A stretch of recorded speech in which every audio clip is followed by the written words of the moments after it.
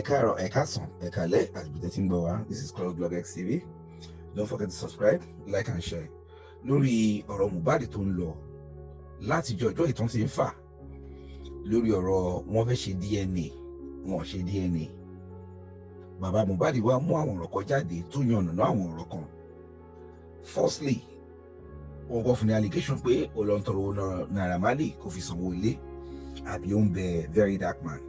Bàbá yìí ti jáde o pé kò sí tó jọ bẹ́ẹ̀, àwọn èèyàn náà bring different narrative láti máa fi cover gbogbo awuyewuye tó ń lọ yìí lórí ọ̀rọ̀ DNA tó ti ń pariwo láti jọjọ́ yìí. Bàbá ìwà tún pẹ̀rẹ̀pẹ̀rẹ̀ àṣírí pé ó láwọn alágbára kan tó wà behind kìíní tó ń manipulate different stories. Wọ́n gbà tí wọ́n ní wọ́n present àwọn 3 places tó máa ti lọ ṣe àwọn DNA yìí. Èyí tó ṣe ní ìyàlẹ́nu ni pé wọ́n níbi tó ń present ìyẹn ní United Kingdom. Àwọn kan pè ibẹ̀ láti béèrè pé ẹjọ́ ṣe máa ṣe tissue based DNA fẹ́ tó bá ti yẹn báwọn. Láì sọ pé lọ́dọ̀ àwọn Mohbad làwọn ti wá, wọ́n kàn make general inquiry. Wọ́n máa jẹ́ kó máa yé wọn pé àwọn ò kì í ṣe irú tissue based inquiry bẹ́yìn.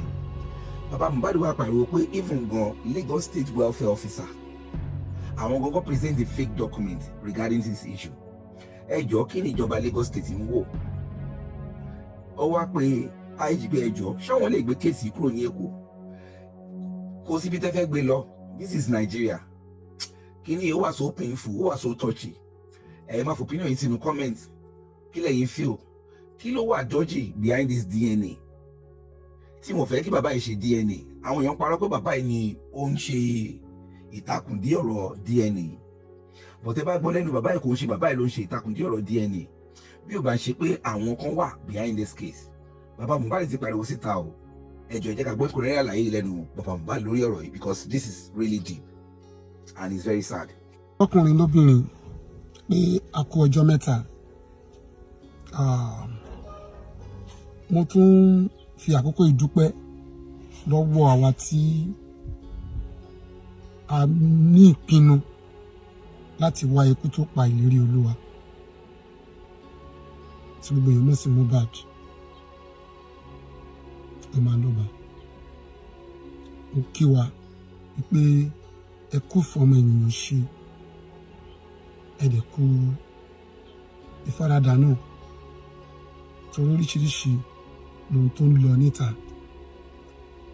Àwọn kan rí bíi pé wọn ò níṣẹ́ ni, àwọn kan dẹ̀ rí bíi pé a tó sún wọn, ṣùgbọ́n mo dúpẹ́ lọ́wọ́ Ọlọ́run àti ọ̀pọ̀lọpọ̀ àwọn èèyàn tó sì dúró tì mí tó sì nígbàgbọ́ nínú mi pé bàbá yìí ń wá ikú tó pọ̀ mọ́ ẹ̀. Àwọn kan díẹ̀díẹ̀ tí n bá rántí, mi ò ní àkọọ́lẹ̀ kankan fún anything. Àwọn tó ń jẹ́ kókó tó dùn mí táwọn èèyàn ń gbé lárugẹ káàkiri, wọ́n kọ screenshot message kan, wọ́n dẹ̀ kọ orúkọ mi síbẹ̀ pé bàbá Mohbad ó fẹ́ sanwó ilé.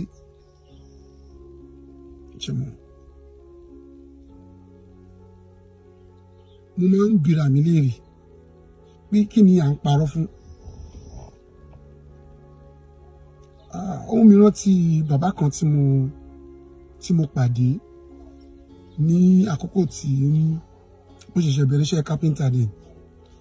Mo wá pè bàbá yìí, àgbàlagbà ní sí mi, mo wá ń béèrè lọ́wọ́ bàbá yìí pé bàbá kí ló dé tí a máa fi ń parọ́ gan? Torí kò yé mi. Bàbá yìí wọ́n sọ fún mi pé wọ́n ní ohun tó a fẹ́ jẹ ló ń jẹ́ ká parọ́. Ohun tó a fẹ́ jẹ, mo rú ọ̀rọ̀ yẹn ní àkókò yẹn, ìtumọ̀ ẹ̀ ò yé mi, ṣùgbọ́n ní àkókò ìwà jẹ́ kí n mọ̀ pé ohun tá a fẹ́ jẹ la fi ń parọ́. Ẹlòmíì ti parọ́, ó ti gbàgbé ohun tó fẹ́ jẹ láyé torí ohun tó fẹ́ jẹ. Máa rọ̀ wá pé ká ṣe àtúnṣe.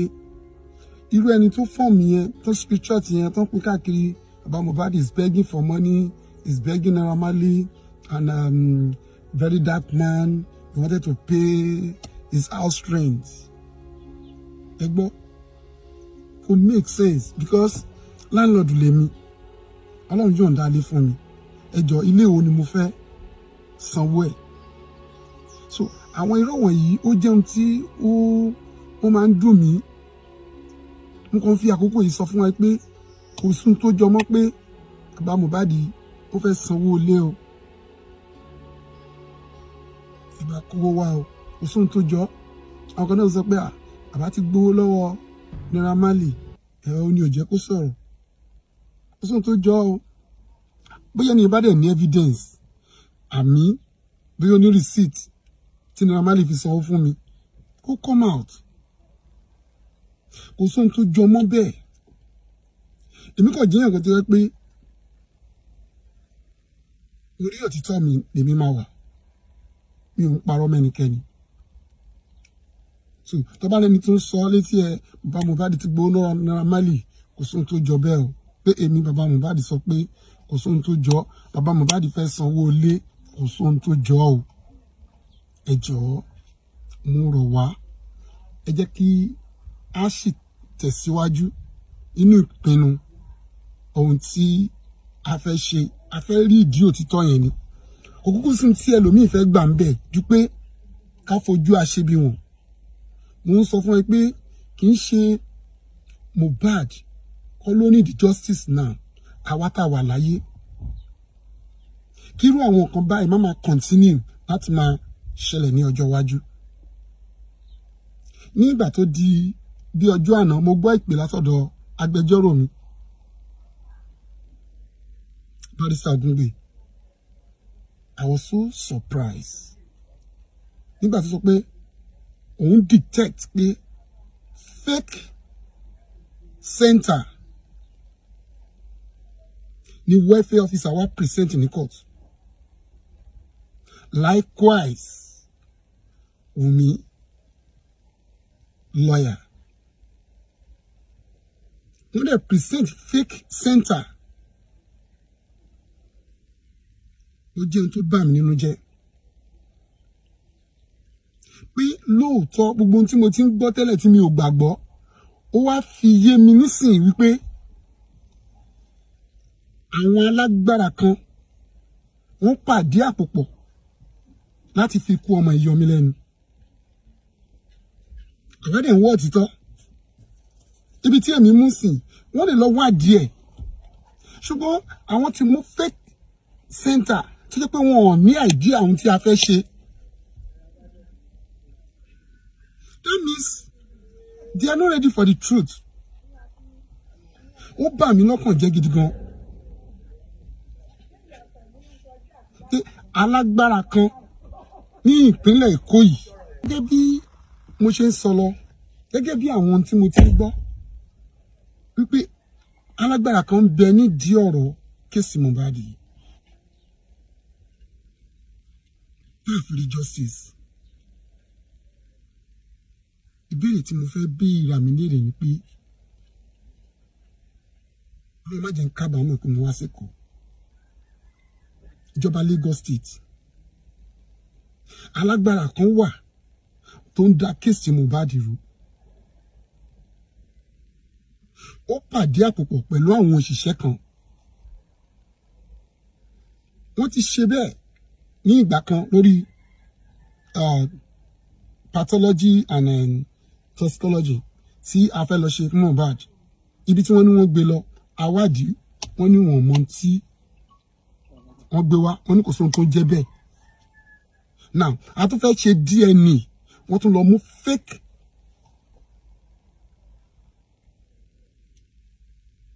center. Ká má bàa rí ìdí òdodo yìí.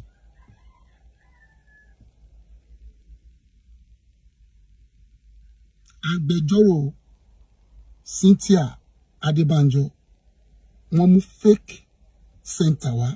Likewise, welfare officer to represent Lagos State, wọ́n mú fake. The battery is low also.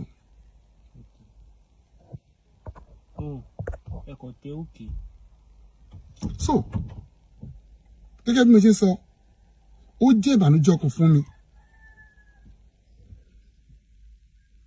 èmi sì máa béèrè pé ṣé ó ṣeé ṣe pé kápẹ́ńtà lè ní I don't know anything but tó bá jẹ́ pé ó ṣeé ṣe ká gbé kéèsì kúrò lẹ́kọ̀ọ́ lọ sí Èkìtì mo sì máa béèrè lọ́wọ́ agbẹjọ́rò mi ọ̀pọ̀rọ̀ kágbọ̀n kí èmi kọ̀ tán ìmọ́lẹ̀ díẹ̀díẹ̀ gbogbo èèyàn ti bẹ̀rẹ̀ sí sọ̀rọ̀ nípa ẹ̀ gbogbo ayé náà ti gbọ́ pé ibi tí wọ́n mú tí welfare officer mú fún adájọ́ pé wọ́n ń ṣe irú tẹ́sì bẹ́ẹ̀ bẹ́ẹ̀ ṣó wá dà bẹ́ẹ̀ tó kàn fi kó ọmọ ìyọ mi lẹ́nu. mo fi àkókò ìtún pé ìjọba ìpínlẹ̀ Èkó pé kán jọ̀ọ́ wọ́n jẹ́ kí n lọ sin Mohbad mo ń bẹ̀ wọ́n ni torí láì ṣe DNA àti lè lọ sin ọmọ yẹn o ara evidence ni DNA jẹ́ o mo fọlọ́ bẹ̀ yín o nípínlẹ̀ Èkó mo jọ̀ọ́ ẹ bá mi pariwo sí gbogbo ènìyàn létí wípé láì ṣe DNA wọn ò lè sin Mohbad tó ń jọ torí Ọlọ́run mo rawọ́ ẹ̀bẹ̀ sí wọn àbọ̀wá Tinubu ẹ jọ̀wọ́ ẹ bá rí fídíò yìí ẹ bá mi pe Èkó kó dá sí ọ̀rọ̀ tó wà nílẹ̀ yìí torí ó nídìí pàtàkì kan tó fi lọ ẹ̀zúmọ̀ ọmọ yìí so ẹ jọ̀ọ́ mo fọlọ́run bẹ̀ yín. ẹ̀yin tèmi kí lẹ̀yin náà rí sí ọ̀rọ̀ yìí bàbá yìí ti rawọ́ ẹ̀bẹ̀ sí ìjọba Lagos State Government wọ́n ní kẹ́ bá wọn dá sí ọ̀rọ̀ DNA tó yẹ pé government ló fẹ́ dá sí ọ̀rọ̀ yìí láti send tissue based DNA fẹ́ tán ti embalm lọ sí any department lamẹ́ríkà àbí lẹ́ni advanced country ìkáwọ́ wọn ló wà láti ṣe in 1 minute in a swift gan láti ní kán send láàrin 24 hours lọ sí ìlú yẹn kán lè béèrè pé how many days ló máa take wọn láti get result yìí kí ni nǹkan tó wà behind yìí bàbá yìí gan ọmọ bóyá ọmọ ọmọ tó ń gbé dání ọmọ tó ń gbé dání 100% ọ̀ kò ń ṣe ọmọ òun wọ́n ṣàfikọ́ Mohbad lọ́rùn ọmọ títí ẹ̀ gangan kán ṣe DNA wọn ni no ẹ̀yin èèyàn kí lẹ feel kí lẹ rò what is your thoughts about this ẹ̀yin náà drop opinion yín sínú comment ṣé kí ìjọba máa wò ni àbí kí ìjọba máa dá sí kí nípa tí ìjọba ń kó lórí ọ̀rọ̀ láti rí òkodoro ọ̀rọ̀ yìí láti lè sin Mohbad kán dẹ̀ go ahead with what is necessary ẹ drop opinion yín thanks for watching.